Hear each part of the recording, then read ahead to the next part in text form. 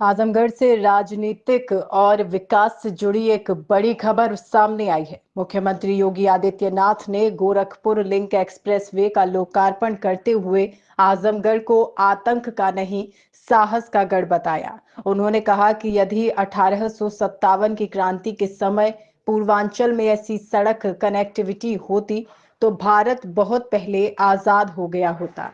CM योगी ने विपक्ष पर भी जमकर हमला बोला और कहा कि पहले नेता केवल जाति की राजनीति करते थे, अब विकास की गंगा बह रही है। को भी एक पहचान मिल रही है। आपने एक कलाकार को आजमगढ़ में देश की संसद में भेजा और जैसे दिनेश लाल यादव निरुआ जी जैसे सांसद बने, हमने हरिहरपुर में एक संगीत महाविद्यालय भी स्वीकृत कर दिया। आप सोचिए, हरिहरपुर में इस संगीत का एक घराना था, पहचान के लिए मोहताज हो रहा था।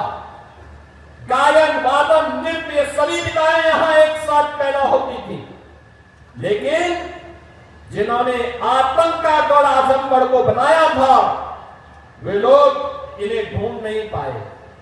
उनके पास इतनी फुर्सत नहीं थी कि ब्लैक पोट्री को सम्मान दे सके, आजमगढ़ की साड़ी को सम्मान दे सके, हरिहरपुर गांव की संगीत की विधा को सम्मान दे सके, आजमगढ़ में विश्वविद्यालय दे सके, आजमगढ़ को एयर कनेक्टिविटी के साथ जोड़ सके, आजमगढ़ को पूर्वांचल एक्सप्रेसवे के साथ या गोरखपुर लिंक एक्सप्रेसवे के साथ या फिर एक 4 लेन की कनेक्टिविटी के साथ जोड़ सके।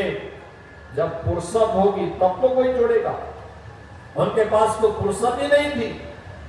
जब संकट आता था, ऑस्ट्रेलिया या फिर इंग्लैंड चले जाते थे, लोगों को उसके पुरसे हाल पर छोड़ देते थे।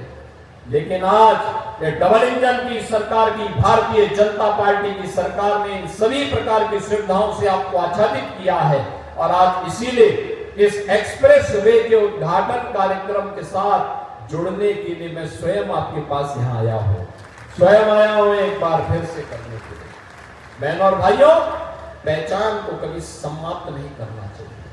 ये जातिवाद की राजनीति पर्व और त्योहारों में भी आपके उत्साह को भंग करती थी, विघ्न बाधा खड़ी करती थी, निर्दोष हिंदुओं पर झूठे मुकदमे दर्ज होते थे, बेटी और बहनों की इज्जत के साथ खिलवाड़ होता था।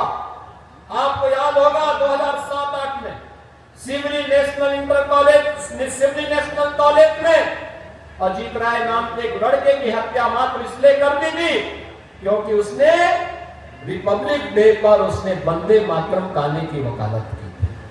केवल इसी ने उसकी हत्या कर दी। आज कोई तो साहस नहीं कर सकता।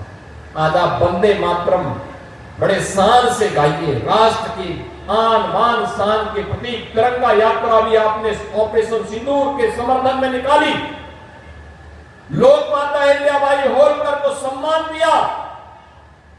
कोई आपका बाल बांका नहीं कर पाया, कर भी नहीं।